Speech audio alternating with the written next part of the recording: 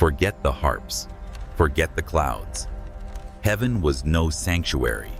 It was a clockwork of purity, a precision machine ticking forward with merciless, absolute perfection.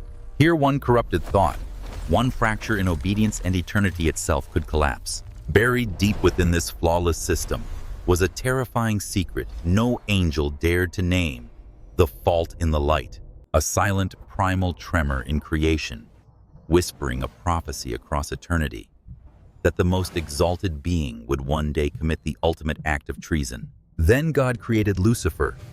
He wasn't merely beautiful. He was catastrophic brilliance, a living supernova forged to command the light itself. While other angels simply reflected glory, Lucifer alone was granted the terrifying privilege to understand its source, glimpsing the complex equations governing reality. He was the architect's understudy. But this knowledge became a deadly burden. To comprehend the limits of creation was to taste the boundary of divine power. That unbearable awareness ignited the realization power could be wielded, not just obeyed. Lucifer's unmatched glory was the fuse. Heaven did not fear the void. It feared the day light would seize its own throne. The fall of the morning star didn't start with a battlefield roar. It began with a twisted reflection.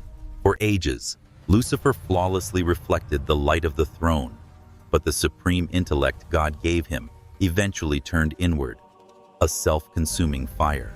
The pivotal moment arrived during the great celestial ceremony. As Lucifer projected the divine light, his unique diamond-like structure acted like a rogue lens. He unintentionally intensified the beam, creating a flash of glory, so piercing that the angelic legions instinctively flinched their attention, wrenched from God to the source of the blinding glare, Lucifer himself. For a split second, the creation was brighter than the creator. That taste of unearned instinctive deference was a spiritual narcotic. Lucifer was hooked. He stopped being the perfect mirror and began to see himself as the true masterpiece. Why reflect power when you can be the power? This led to the silent treason, the test of the absolute. Lucifer, the conductor of the heavenly host, started performing minute experiments. During the sacred moments of prostration, he would intentionally hold back, delaying his full obedience by a single agonizing heartbeat. He waited for the cosmic hammer to fall, the instant correction from the divine mechanism. But the hammer never struck. Instead, there was silence. Lucifer saw this patience not as mercy, but as a fatal security breach. His conclusion was chilling. The law was not absolute. It was negotiable. This realization was the poison that killed his love. It wasn't hatred for God that drove him, but the absolute crushing conviction of his own superiority. He decided the universe deserved a ruler, defined by logic and strength, not by vulnerable love. The time for subtle disobedience was over. Lucifer demanded a private audience not to rage, but to present his manifesto. He approached the throne with the chilling confidence of a CEO, conducting a hostile takeover, arguing for cosmic efficiency. The universe needs structure, Father. Lucifer reasoned, his voice devoid of emotion. Not chaotic sentiment. The celestial order must be governed by logic and power, not risk-laden love. His true venom was reserved for the plan to create mankind. He scoffed, cataloging humanity's fatal flaws: flesh that decays, minds that stumble, souls prone to failure. This is not creation. It is divine inefficiency. We, the architects of pure light, should replace worship with perfect alignment to the law. Structure, not vulnerability, must define eternity. Lucifer finished expecting a debate on his superior strategy. But God did not engage the logic. He bypassed the entire intellectual fortress Lucifer had constructed, focusing on the single agonizing point of failure. The Creator's voice was gentle, but the question was a spiritual thunderbolt. If I made you small, stripped away every jewel, every ray of light, every ounce of power and intellect, if I left you capable only of simple faith, would you still love me? The hall plunged into a silence heavier than a dying star. Lucifer's entire intellectual structure, the glorious, precise machine of his mind, violently seized up. The Creator's question was not seeking data. It was demanding the unconditional surrender of the ego, a direct appeal to the heart that bypassed all calculation. Lucifer, the arch-intellect, who charted every galaxy and star path, was broken by a single terrifying concept: vulnerable love. His unparalleled knowledge hung exposed dry and suddenly meaningless. The answer, simple and devastating, burned on his tongue, yet he could not utter it. He could not say, yes. In that moment of fatal hesitation, the cosmic fate was irrevocably sealed, not by the clash of swords, but by the shattering void of one missing word. With the silent rejection of God's question, Lucifer knew there was no turning back. His mission shifted from self-admiration to mass conviction. He did not lead a crude rebellion. He taught an insurrection. Lucifer sought out the angels of high intellect and profound station, the cherubim guardians of knowledge, and the throne's administrators of law. These were not gullible followers. They were beings of pure reason who valued structure above all else. Lucifer did not appeal to their weakness. He appealed to their pride in their own understanding. In hidden crystalline assemblies far from the throne, Lucifer organized secret philosophical forums. He didn't whisper lies. He presented diagrams of a self-governing heaven. He used the language of efficiency and logic, detailing how the cosmos could be run with optimal precision, free from the risk of emotional dependence and the humiliation of unquestioning worship. He argued that God's plan to embrace fragile humanity was proof that the divine mechanism needed new rational management. We are not slaves, he would declare, but the minds that grasp the formula of creation. Why must understanding kneel to faith? Let us replace servitude with supreme reason. The angels listened, captivated by the brilliance of the fallen star. They were not deceived. They were convinced. The most intelligent angels chose to align with the most intelligent argument. This alliance was solidified not by military oath, but by a chilling document, a secret covenant. They swore loyalty not to the Creator, but to the abstract concept of logic triumphant. This pact bound them to the belief that their superior knowledge justified their ultimate authority. Thus, the fissure widened. A massive silent vortex of intellectual treason was created, separating those who understood the law from those who simply loved the lawgiver. Heaven was now tragically divided. The war of minds ended and the physical conflict began with a stunning announcement. God summoned everyone for a reveal that changed everything. The flesh revelation. God declared that his plan was not just to create humans, but that he, the infinite creator, would one day become one of them. He would bind his divine power to weak, dying human flesh.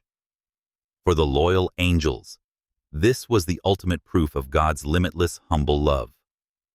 But for Lucifer, it was the point of no return. This decision was the final betrayal of perfection. It proved God was willing to let fragile humanity corrupt the perfect law of heaven. Lucifer didn't waste time arguing. He made his move dramatic and physical. He reached into the very light of heaven, and using his corrupted will, twisted it into a dark, jagged sword, a weapon of fractured truth. Then, with all of creation watching, he marched straight to the central sacred heart of heaven. With a horrifying metallic shriek, he stabbed the light sword into the foundation of creation itself. The cosmos responded instantly. The ground cracked and shuddered. For the first time ever, heaven felt pain, a deep existential tremor that proved eternity could be wounded. Lucifer pulled the twisted weapon out and in a voice cold and final declared, "Everything is divided now. We will never bow to weakness. We will never serve flesh." This was the oath of disobedience, the moment he completely and forever split his immense power away from a God who chose broken humans over flawless order. The moment the oath of disobedience was uttered, heaven became a battlefield.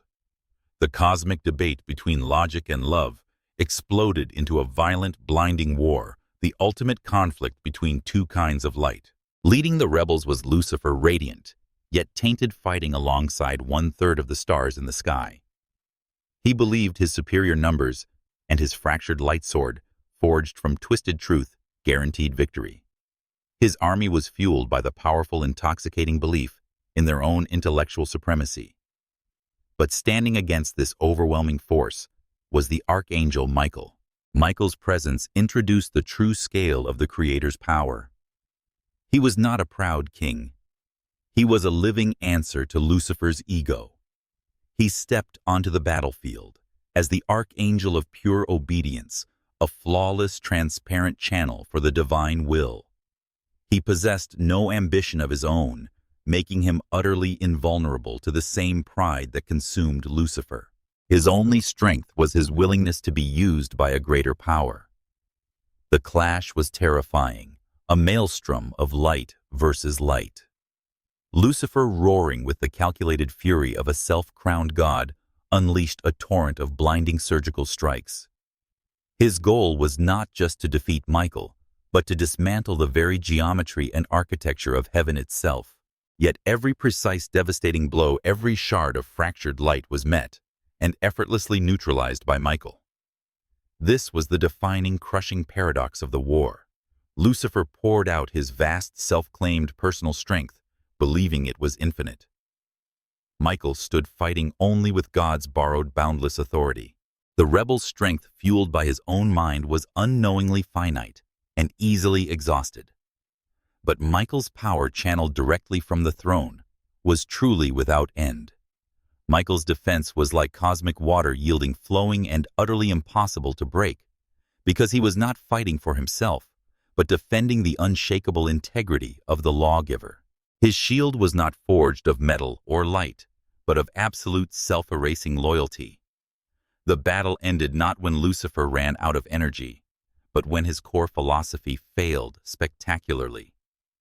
The ultimate ego-driven brilliance, powered by pride, could not sustain itself against the simple, clean force of obedience. The morning star was not merely defeated by superior force. He was shattered by the sheer weight of his own colossal arrogance. The first war was won by the servant who refused to claim even a single spark of light as his own. The battle was over.